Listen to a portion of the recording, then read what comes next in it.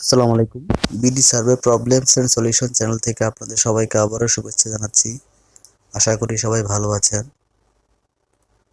আজকে আপনাদেরকে দেখাবো একটি অ্যাপ, যেটা আপনি ভূমি মন্ত্রণালয়ের আওতাধীন নামজারি সম্পর্কে। এই নামজারি অ্যাপটির মাধ্যমে আপনি ভূমি সম্পর্কিত অনেক তথ্য জানতে পারবেন। ভূমি কর্মকর্তা, আপনার উপজেলাতে কোন কোন ভূমিকর্তা, ইউনিয়নে কে আছে, আপনি যা সব তথ্য আপনি সেখান থেকে জানতে পারবেন। তো শুরু করার আগে আপনাদের সবাইকে আবারও বলবো আমার চ্যানেলটি সাবস্ক্রাইব এবং শেয়ার করার জন্য। তো প্রথমেই আপনারা স্মার্টফোনে আপনারা প্লে স্টোর থেকে এই অ্যাপসটি ডাউনলোড করে নেবেন। তো সার্চ অপশনে গিয়ে আপনারা নামজারি লিখতে পারেন। এই যে দেখুন, আমার এটা ইনস্টল করা আছে, তাই এটা এখানে দেখাচ্ছে যে এটা কি সম্পর্কিত। এখানে আপনার কিছু তথ্য পাবেন, এখানে কিছু স্ক্রিনশটও দেওয়া আছে এখানে। তো অ্যাপটি আপনাকে আমি এখন সরাসরি দেখাচ্ছি। এই যে আমার এখানে এটা দেখুন নামজারি আছে। এখান থেকে আমরা ওপেন করলাম। প্রথমে এটা ওপেন করার পর আপনারা প্রথমে একটু লগ ইন করে নিতে হয়। এখান থেকে যেমন আমার ইয়ে থেকে লগ ইন করা আছে। তো লগ ইন করার পর আপনারা কি করবেন, আপনার যা যা প্রয়োজন আপনি এখান থেকে দেখতে পারেন। আপনার প্রথমে দেখুন এখানে দেওয়া আছে যে কর্মকর্তাগণ। এখানে আপনি এই যে দেখুন এখানে যে কর্মকর্তাগণ আছে, এখান থেকে আপনারা তারপর অনুসন্ধান, জিজ্ঞাসা, তথ্যচিত্র, নির্দেশিকা, ধাপসমূহ, আরো অনেক কিছু আপনার যেগুলি প্রয়োজন। এখন আমরা প্রথমে আসলে কর্মকর্তাগণ সম্পর্কে দেখি। আপনার মনে করুন আপনার যে প্রথমে আপনার এখানে বিভাগ সিলেক্ট করতে হবে। তারপরে তারপরে হচ্ছে জেলা, উপজেলা। এরকম সারা দেশে 4599টি ভূমি অফিস আছে। এখানে সকল কর্মকর্তাগণের নাম, ফোন নাম্বার আছে। আপনার প্রয়োজনে আপনি সেটা দেখতে পারবেন। যেমন আমার চট্টগ্রাম এলাকা বিভাগ, এখান থেকে এই যে বিভাগ সিলেক্ট করলাম। এবার আসলো জেলা, কুমিল্লা জেলা সিলেক্ট করলাম। তারপরে আসলো আমার সদর দক্ষিণ উপজেলায়। এবার দেখুন আমার এখানে উপজেলার নির্বাহী কর্মকর্তার রূপালী মণ্ডল, আমার উপজেলার সহকারী কমিশনার বা এসিল্যান্ড, তারপর হচ্ছে অফিস সহকারী কে, সার্ভেয়ার, প্রধান সহকারী, অফিস কাম কম্পিউটার সার্ভেয়ার, নাজির কাম ক্যাশিয়ার, কানুনগো মোহাম্মদ রফিকুল ইসলাম। এরপর হচ্ছে দেখেন এটা হচ্ছে উপজেলা ভূমি অফিসের কর্মকর্তা কর্মচারীগণ। তারপর আছে ইউনিয়ন পর্যায়ের যে আপনারা তহসিলদার, যেটা আগে ছিল, বর্তমানে হচ্ছে ইউনিয়ন ভূমি সহকারী কর্মকর্তা। তাদের যে ঠিক নাম ঠিকানা আছে, নাম এবং ফোন নাম্বার দেওয়া আছে। গলিয়ারা ইউনিয়ন, চুয়ারা ইউনিয়ন, জোরকানন, পূর্ব পশ্চিম, বারোপাড়া, এরপর বিজয়পুর। এখান থেকে এভাবে আপনারা, এরপর আপনি ধরেন চান্দিনা দেখতে পারলেন। আপনার যদি চান্দিনা হয়, এখানে আপনাদের এখানে সব নাম, সার্ভেয়ার, কানুনগো সবার এখানে ঠিকানা আছে। তারপরে আপনার হচ্ছে ব্রাহ্মণপাড়া, আপনার যেটা প্রয়োজন হয় এখান থেকে আপনারা, এটা গেল একটা। তারপরে হচ্ছে আমরা ব্যাকে চলে যাই, অনুসন্ধান। এখানে দেখুন আপনি অনুসন্ধান অপশনটা হচ্ছে, এখানে আপনি যারা অনলাইনে ইনামজারি করে থাকেন তারা আপনার এখানে তথ্য দেখতে পারবেন এখান থেকেই, যে আপনার আবেদনটা কি অবস্থায় আছে। এই ইনামজারি সম্পর্কে, আবেদনের সম্পর্কে আমি পরবর্তীতে আপনাদেরকে আরেকটি ভিডিওতে জানাবো। এটার জন্য আপনাকে এখানে ভেরিফাই করতে হবে এনআইডি কার্ডের মাধ্যমে। যদি আমি এনআইডি করতে চাই তাহলে হ্যাঁ দিব বা না দিব। যেহেতু আমার এখন কোনো নামজারির প্রয়োজন লাগতেছে না, আমি এখন এটার করছি না, তাহলে না দিলাম। তারপর হচ্ছে জিজ্ঞাসা। এখান থেকে আপনি কিছু কিছু প্রশ্ন আপনার অলরেডি করা আছে বা ভূমি মন্ত্রণালয় থেকে দেওয়া আছে, এটার উত্তর আপনারা এখান থেকে জানতে পারবেন। যেমন জিজ্ঞাসা, এখানে দেখুন নামজারি সেবা প্রাপ্তির সময় এখানে দেওয়া আছে যে সাধারণ ক্ষেত্রে 28 কার্য দিবস, 28 দিন নয়, সরকারিভাবে ছুটির দিন বাদে যে কার্য দিবস থাকে ওইগুলিকে গণনা। প্রবাসীদের জন্য, যারা আমরা প্রবাসী আছে আমাদের দেশে, তারা যদি মহানগর এলাকা হয় 12 কার্য দিবসের মধ্যে, কারণ প্রবাসীরা হয়তো অনেক সময় ইমার্জেন্সি থাকে, তারা থাকতে পারে না, সেজন্য প্রবাসীদের জন্য অন্যান্য এলাকায় হচ্ছে 9 কার্য দিবস। সনদপ্রাপ্ত মুক্তিযোদ্ধাদের জন্য 10 কার্য দিবস। গুরুত্বপূর্ণ রপ্তানি বৈদেশিক বিনিয়োগ পুষ্ট শিল্প প্রতিষ্ঠানের জন্য 7 কার্যদিবস। এরপরে হচ্ছে নামজারির প্রয়োজনীয় অনলাইন ফি। এখন আমি এটাতে ক্লিক করি, আবার এটাতে উপরে চলে যাবে, যেটাতে এই যে উপর যে হেডলাইন দেওয়া আছে এটার উপর ক্লিক করলে আবার এটা মিনিমাইজ হয়ে যাবে। নামজারির প্রয়োজনীয় ফি এবং সকাল, এই দেখুন সরকারি নামজারি ফি করতে আপনার নামজারি মঞ্জুর হওয়ার পর্যন্ত সর্বশেষ করতে আপনার খরচ হচ্ছে 1170 টাকা। কি কি লাগবে? আবেদনের কোর্ট ফি 20 টাকা, নোটিশ জারি ফি 50 টাকা, খতিয়ান ফি 100 টাকা, রেকর্ড সংশোধন ফি 100 টাকা।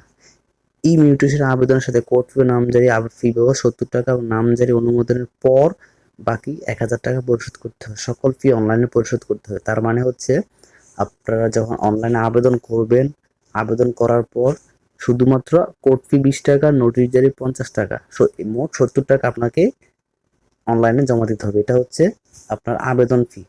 যখন আপনার সকল ধাপ সম্পূর্ণ করে অনলাইনে মাধ্যমে আপনার নামজারি সম্পূর্ণ হবে, তখন আপনাকে জানানো হবে মেসেজের মাধ্যমে, তখন আপনি অনলাইনে ঢুকে আপনি বাকি টাকাটা ফি পরিশোধ করবেন 1100 টাকা, খতিয়ান ফি 1100 টাকা, রেকর্ড সংশোধন ফি 1000 টাকা। এখন এটা আপনাকে অনলাইনে দিতে হবে, কারণ বর্তমানে নামজারির সকল ফি আপনাকে অনলাইনে দিতে হয়, কারণ বর্তমানে ভূমি ব্যবস্থাপনা অনেকটাই সুন্দর হয়েছে এই অনলাইনের মাধ্যমে হওয়াতে। কারণ আগে একটা নামজারি করতে 8,000, 10,000, 20,000, যার থেকে যেটা নিতে পারতো। কিছুদিন আগে আমারও একটা নামজারি করতে ঠিক একই অবস্থা হয়েছিল, কিন্তু কিছু করার ছিল না, বাধ্য হয়েই করতে হয়েছে। তারপরে হচ্ছে জমির মালিকানা সূত্রে কিভাবে হতে পারে। দেখুন এখানে জমির মালিকানা সাধারণত এখানে 7টি ধাপ দেখিয়েছে। ক্রয় সূত্রে, সাধারণত যেটা আমরা ক্রয় কিনে থাকি, ওয়ারি সূত্র যেটা আপনি আপনার বাবা দাদা থেকে পেয়ে থাকেন, হেবা সূত্রে প্রকৃত মালিক কাউকে সেটা জমি দান করলে যেটা হেবা বলা হয়, ডিক্রি বিজ্ঞ আদালতের মাধ্যমে, যেটা নিলাম সূত্র যেটা সরকারি পাওনা অনাদায় রুজুকৃত মামলা বিজ্ঞ আদালতের আদেশে কোনো দায়বদ্ধ জমি নিলামের মাধ্যমে, যেটা হচ্ছে তার মানে হচ্ছে কোনো জায়গা যে সেটা যদি ব্যাংক বা সরকারি এতে দায়বদ্ধ থাকে কিন্তু কোনো ব্যক্তি সেটার অর্থ পরিশোধ করতে পারছে না, তখন সেটা সরকার নিলামের মাধ্যমে বিক্রি করে দেয়। বন্দোবস্ত সূত্র, এটা হচ্ছে এক ধরনের সরকারি খাস জমি থাকে যেগুলি লিজ নেওয়া থাকে, আমরা দেখা যায় 99 বছর বা 100 বছরের জন্য এটা লিজ, এটাও এক ধরনের একটি।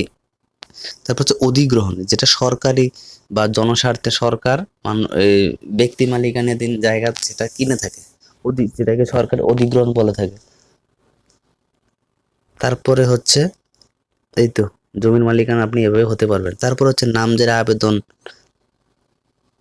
বাতিলের জন্য করণীয় কি।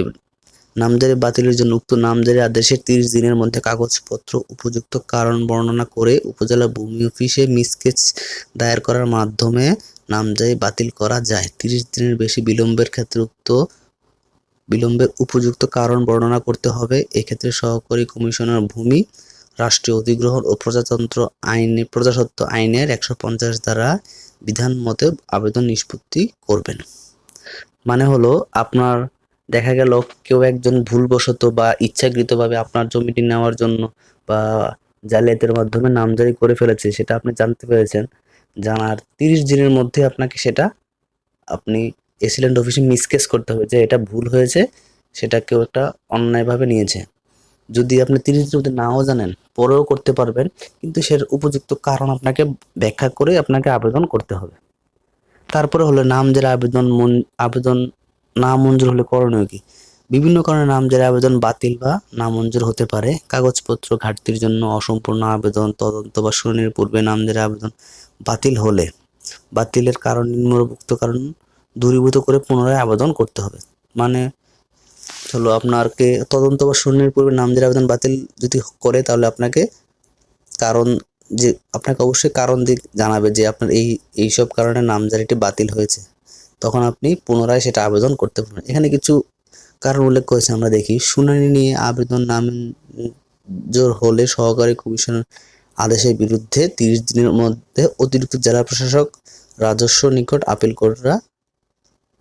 দায়ের করা যাবে। অতিরিক্ত জেলা প্রশাসকের এই আদেশের বিরুদ্ধে 60 দিনের মধ্যে অতিরিক্ত বিভাগীয় কমিশনার আপিল করা যাবে এবং অতিরিক্ত বিবেচনার আদেশের বিরুদ্ধে 90 দিনের মধ্যে ভূমি আপিল বোর্ডে আবেদন দায়ের করা যাবে। রিভিউ আবেদন যে কর্মকর্তা আদেশ দেন তার বরাবর রিভিউ করতে হবে। রিভিউ করতে হবে 30 দিনের মধ্যে। তবে আপিল করা হলে আর রিভিউর আবেদন করা যায় না।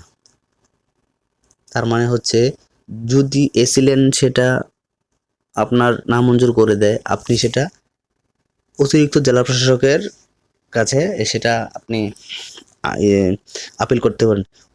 উনিও যদি এটা ইয়ে করে দেয় যে আপনার আবেদন বাতিল করে দেয়, আপনি বিভাগীয় কমিশনার, অতিরিক্ত বিভাগীয় কমিশনারের কাছে আপিল করতে পারবেন। উনিও করে দিলে সেটা আপনি কি করতে পারেন, ভূমি আপিল বোর্ডে আপিল করতে পারবেন। ঠিক এভাবেই করতে পারবেন। এরপর হচ্ছে ভূমির মালিকের ওয়ারি সম্পত্তি বন্টন করা হয়নি, উক্ত সম্পত্তি ওয়ারিদের মধ্যে একজন বিক্রি করে চাইলে তার নামজারি থাকতে হবে কি না? নামজারি থাকতে হবে। দেখা যায় অনেক সময় যে আমরা বাবার দাদা দেখা যায় জায়গা থাকে, সবাই এটা ওয়ারিশই থাকে, কিন্তু এখনো কারো নামে হয় না। এখন দেখা যায় কারো প্রয়োজনে পড়ে সেটা বিক্রি করতে, তখন দেখা যায় আপনার ভূমি এই অফিসে গেলে তারা অনেক সময় তালবাহানা করে যে অনেকে বলে করা যাবে, অনেকে বলে করা যাবে না।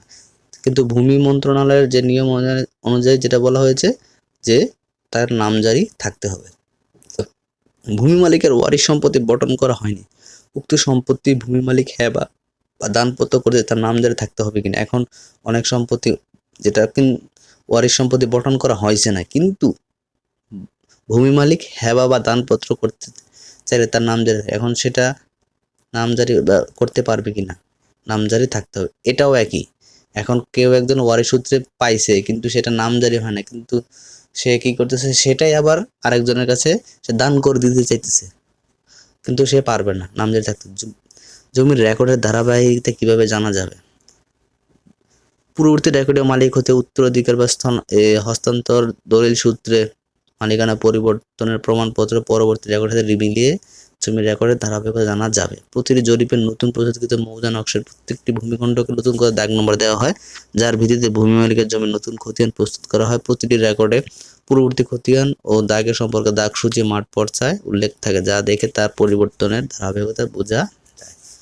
তার মানে হচ্ছে আপনি বাংলাদেশে বিভিন্ন সময় জমির রেকর্ড হয়েছে, এখন রেকর্ড দেখা যায় যে রেকর্ড থেকে কেউ জায়গা বিক্রি করে, তখন সেটা নামজারি হয় না। তারপরে যখন সে নামজারি ব্যক্তি আবার বিক্রি করতে যাবে, তখন কিন্তু সে নামজারির মাধ্যমে বিক্রি করতে হবে, রেকর্ডের মাধ্যমে নয়। ঠিক এভাবেই যখন আপনার কিন্তু পরবর্তীতে যখন পুনরায় রেকর্ড হবে, তখন তার নামে সেটা হবে, কিন্তু নতুন করে সেটা রেকর্ডে হবে না। তারপর হচ্ছে বিভিন্ন সময় পরিচালিত ভূমি জরিপ ও সংশ্লিষ্ট জরিপ প্রস্তুত খতিয়ান। এই যে দেখুন আপনার আমি একটু আগে যেটা বললাম যে সরকার নির্দিষ্ট সময় পরপর মাঠ পর্যায়ে সার্ভে করে মালিকানার নাম প্রকাশ করে। এ পর্যন্ত করা সার্ভে নির্মাণ হচ্ছে সিএস 1888 খ্রিস্টাব্দে। তারপরে হচ্ছে এসএ জরিপ, জমিদারি উচ্ছেদ হওয়ার পর 1956 সালে হয়েছিল। তারপরে হচ্ছে আরএস, যেটা 1940 খ্রিস্টাব্দ থেকে 52 পর্যন্ত হয়েছিল, সেটাকে সংশোধন করে আবার হয়েছিল। জরিপগুলা বিআরএস হয়েছিল, যেটা বাংলাদেশ সরকার পরবর্তীতে 1998 থেকে 99 শুরু হয়, সাম্প্রতিক বিআরএস হয়েছিল। তারপরে হলো বিডিএস, বর্তমানে যেটা বর্তমান ডিজিটাল পদ্ধতিতে ভূমি জরিপ হচ্ছে, সেটাকে বিডিএস বা বাংলাদেশ ডিজিটাল সার্ভে বলে। এই খতিয়ান জরিপ এখন চলমান। এই জরিপে যে সকল খতিয়ান প্রস্তুত তাকে বিডিএস খতিয়ান বলা হয়। সিটি জরিপ সাম্প্রতিককালে মোটামুটি 2000 সালের মধ্যে ঢাকা মহানগরের সংশোধনী জরিপ সিটি জরিপ বলা হয়। দিয়ারা প্রধানত নদী ভাঙ্গনের এলাকায় বিশেষায়িত পদ্ধতিতে দ্রুত জরিপের জন্য ভূমির রেকর্ড অধিদপ্তর দিয়ারা জরিপ অপারেশন নামে আলাদা একটি ইউনিট রয়েছে। এই ইউনিটের ব্যবস্থা যেন প্রধানত নদী জরিপ, নদী এলাকা জরিপ করে যে রেকর্ড প্রস্তুত করা হয় তাকে দিয়ারা বলা হয়। সাধারণত নদীর চর যেটা ওঠে, যে নদী ভাঙ্গনের পরে নদী তো এক পাশ ভাঙে এক পাশ গড়ে, তখন যে পাশ ভেঙে আরেকটা পাশ যখন ওঠে তখন সেটাকে দিয়ারা জরিপ বলা হয়ে থাকে।